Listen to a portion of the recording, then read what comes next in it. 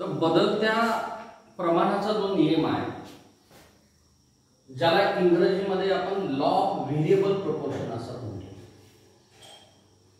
उत्पादनाच्या संदर्भामधला हा अतिशय महत्त्वाचा सिद्धांत आहे किंवा महत्त्वाचा नियम आहे. आता हा सिद्धांत याचं विश्लेषण करतो की एखादा उत्पादक वस्तूचं उत्पादन करत असताना जे उत्पादनाचे घटक वापरतो त्या उत्पादन घटकाचं वर्गीकरण अल्प काळासाठी दोन भागामध्ये आपण करतो. एक स्थिर उत्पादनाचे घटक आणि दुसरे बदलते उत्पादनाचे घटक.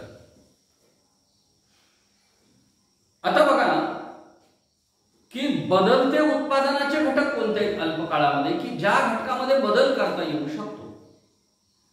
तर त्याच्यामध्ये आहे कच्चा माल, उद्योगाला लागणारा मजूर असेल, इंधन असेल, या गोष्टी ज्या आहेत हे घटक आहेत, हे बदलते घटक आहेत. याच्या उलट जे स्थिर घटक आहेत त्या स्थिर घटकामध्ये भूमीचा समावेश होतो, कारखान्याची इमारत होते, यंत्रसामुग्री होते.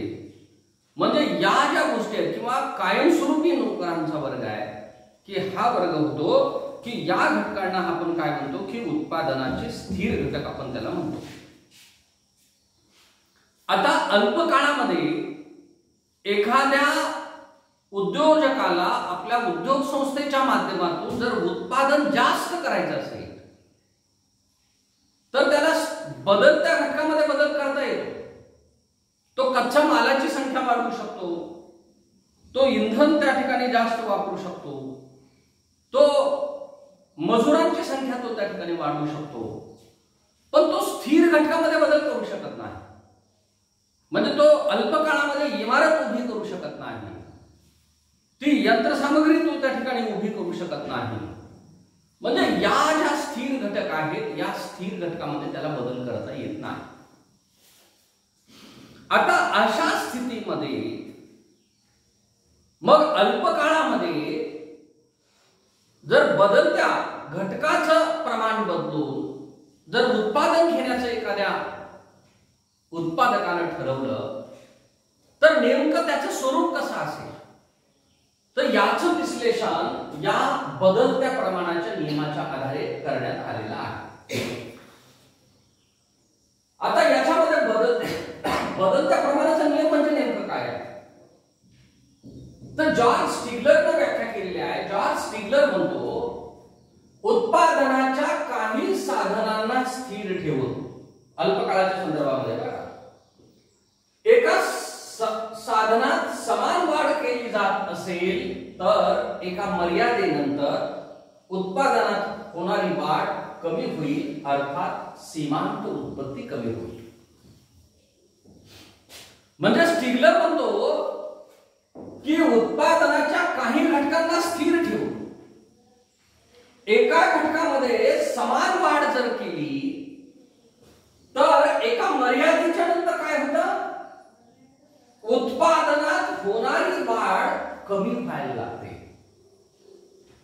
उत्पादनात होणारी एका मर्यादेपर्यंत उत्पादन वाढतं, पण त्या मर्यादेच्या नंतर उत्पादनात जी होणारी वाढ आहे ही वाढ काय होते, ती कमी होते.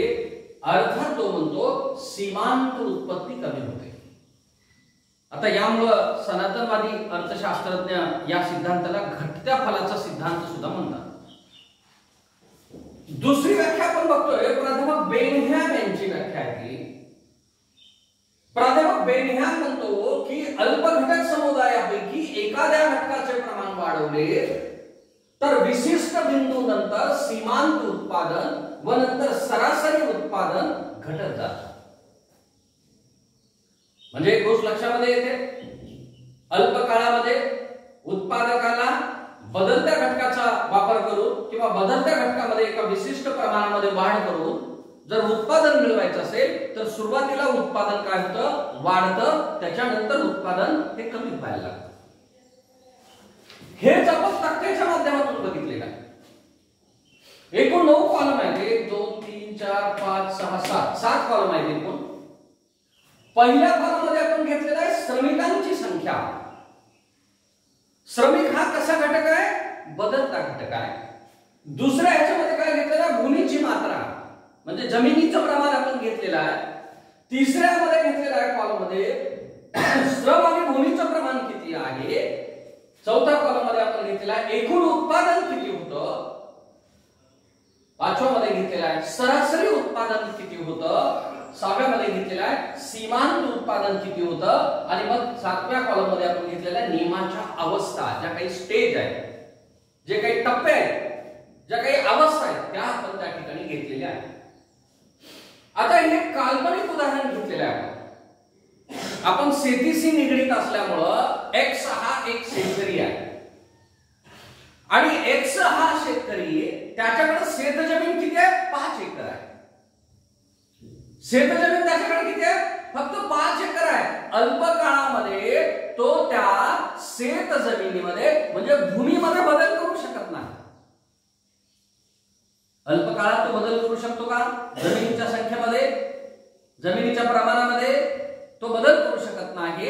मग अल्प काळामध्ये त्याला जर उत्पादन वाढवायचं असेल तर तो स्थिर घटकाच्या ऐवजी, भूमी या स्थिर घटकाच्या ऐवजी तो श्रम हा बदलता घटक तो समान पद्धतीने वाढवत नेतो. काय केलेलं आहे बघा तिथे त्याने, 5 एकर जमीन आहे सुरुवातीला, 5 एकर जमिनीवर एक मजूर तो कामाला लावतो. हे प्रमाण कसं आहे, एकास 5 हे आहे. एकूण उत्पादन किती होतं, 4 क्विंटल होतं. गव्हाचं उत्पादन आपण गणित धरूया. सरासरी उत्पादन किती आहे, 4 क्विंटल आहे. आणि सीमांत उत्पादन सुद्धा किती आहे, 4 क्विंटल आहे. तो आणखी काय करतो की आपल्या 5 एकर जमिनीच्या तुकड्यावर तो दुसरा मजूर कामाला लावतो. आता बघा हे जमिनीचं प्रमाण किती आहे, 5 एकर आहे. प्रमाण कसं आहे, 2:5 आहे. म्हणजे 2 मजूर आणि 5 एकर जमीन. एकूण उत्पादन किती आहे, 10 क्विंटल झालेलं आहे. सरासरी उत्पादन किती आहे, सरासरी उत्पादन एकूण उत्पादन भागिले ते उत्पादन घटक आपण बघितलं, बरोबर आहे. किती आहे, 5 आहे. सीमांत उत्पादन किती आहे, 6 आहे. 6 क्विंटल. सीमांत उत्पादन म्हणजे काय आहे, तर उत्पादनाच्या शेवटच्या घटकानं एकूण उत्पादनामध्ये केलेली वाढ. बरोबर आहे की पहिल्या उत्पादन घटकामुळे किती सीमांत उत्पादन झालं होतं, 4. दुसऱ्या घटकाला 6 झालं, बरोबर आहे ना. म्हणजे त्या ठिकाणी एकूण उत्पादन झालं, दुसऱ्याने किती भर टाकलेले, 6 क्विंटलची. आणखी तो शेतकरी काय करतो, 3 मजूर, तिसरा मजूर तो कामावर घेतो. जमिनीचं प्रमाण हे स्थिर आहे. हे किती आहे, 5 एकरच आहे. हे प्रमाण कसं आहे, 3:5.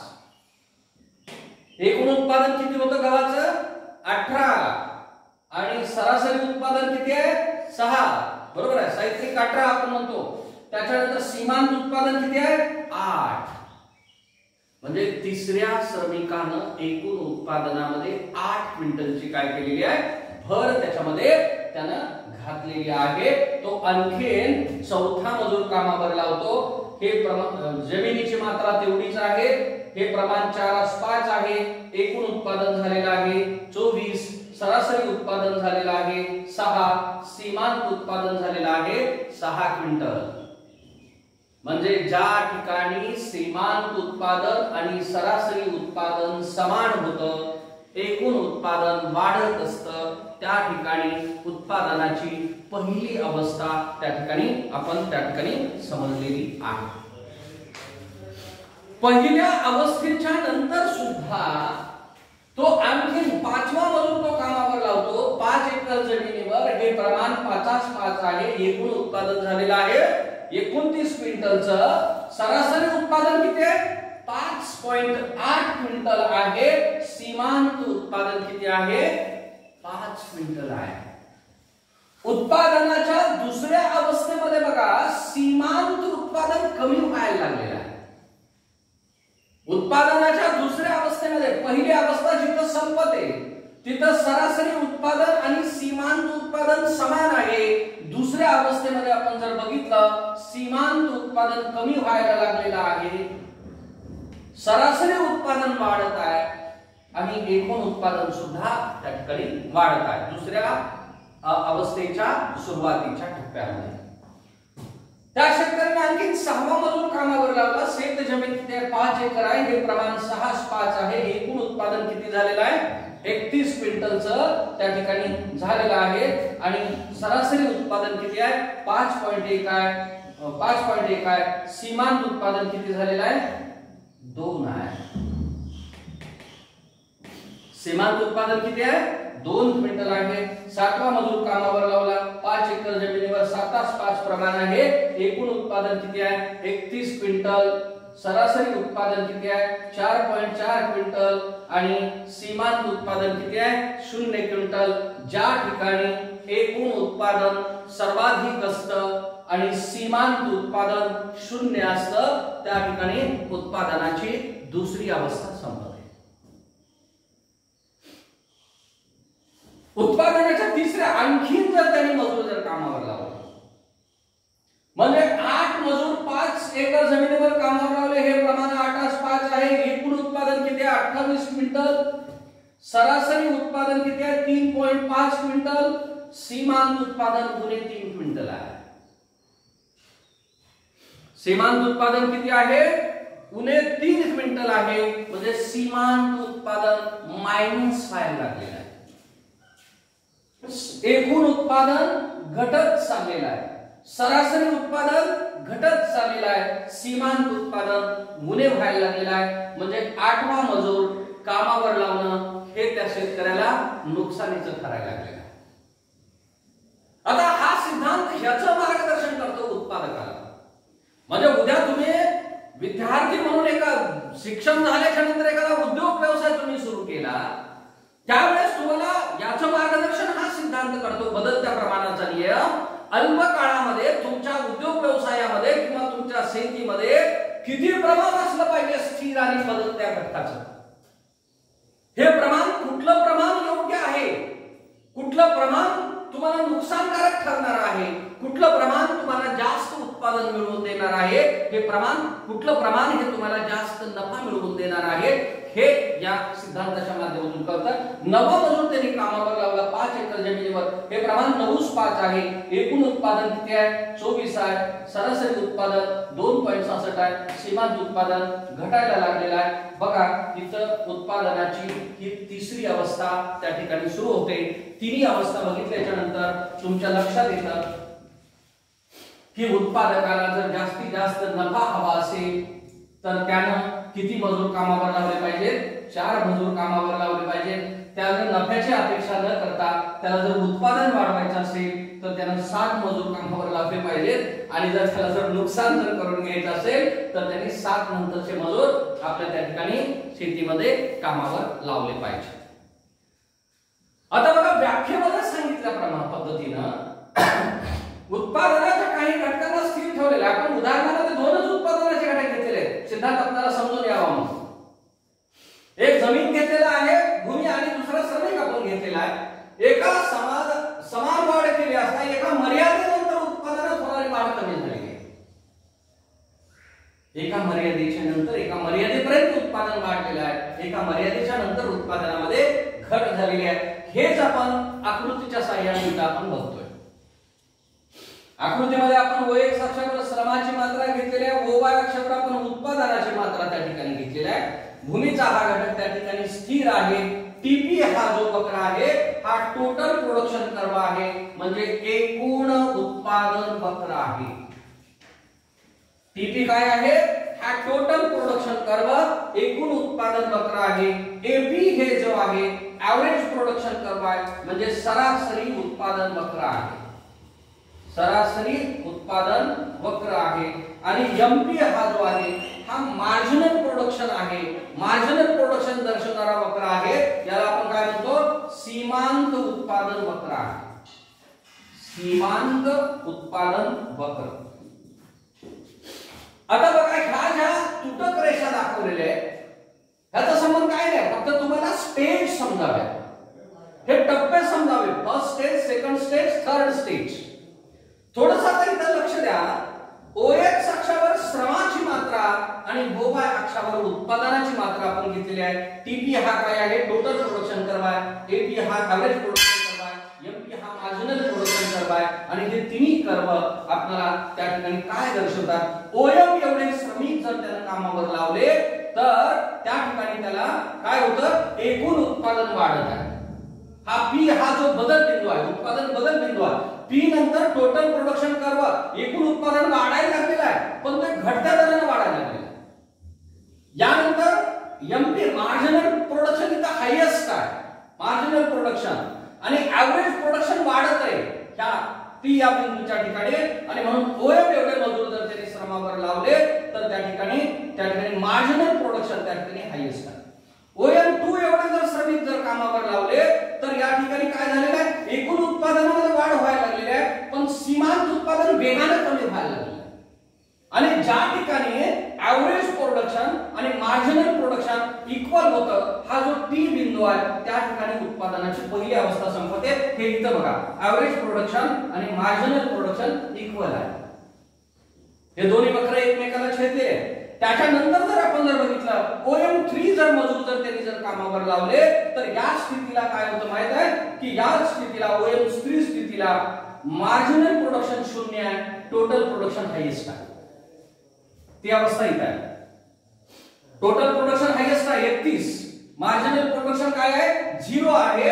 इथं उत्पादनाची दुसरी अवस्था संपते. इथं आपण बघितलं, इथं उत्पादनाची दुसरी अवस्था संपते, इथून उत्पादनाची तिसरी अवस्था सुरू होते. तिसरी अवस्था काय दाखवते, हा टोटल प्रोडक्शन कर्व जो आहे हा खालच्या बाजूला झुकलेला आहे. मार्जिनल प्रोडक्शन कर्व वेगानं झालेला आहे आणि ऍव्हरेज प्रोडक्शन कर्व हा सुद्धा खाली गेलेला आहे. म्हणजे सरासरी उत्पादन कमी होत आहे आणि मार्जिनल प्रोडक्शन कर्व ओएक्स अक्षाच्या खाली गेलेला आहे, म्हणजे तो मायनस स्थिती दाखवायला लागेल. बरोबर आहे.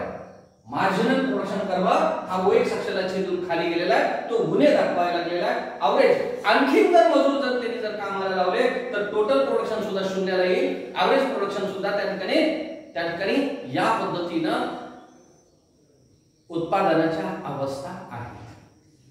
तर या अवस्था का अशा निर्माण होतात, तर उत्पादन घेत असताना उद्योग संस्थेला सुरुवातीच्या टप्प्यामध्ये मितव्ययता मिळतात, अंतर्गत मितव्ययता आणि बहिर्गत मितव्ययता.